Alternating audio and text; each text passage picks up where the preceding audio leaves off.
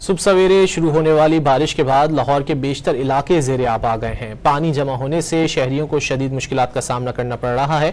मजीद जानेंगे don news के नुमाइंदे मोहम्मद तैमूर से। तैमूर, बताइए क्या सूरत हाल है?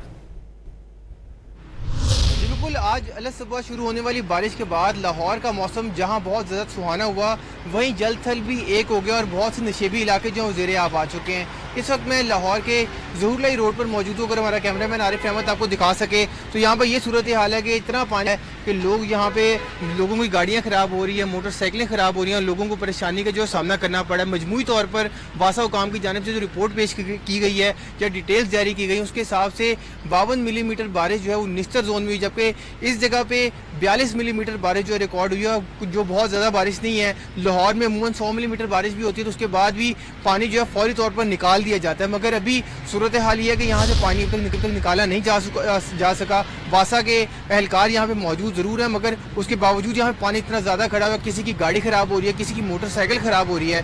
महकमा मौसमियात का बताना यह है कि आज लाहौर में वक्फे से जो बारिश का सिलसिला है वो जारी रहेगा और कहीं पर तेज़ बारिश होगी और कहीं पर हल्की बारिश होगी।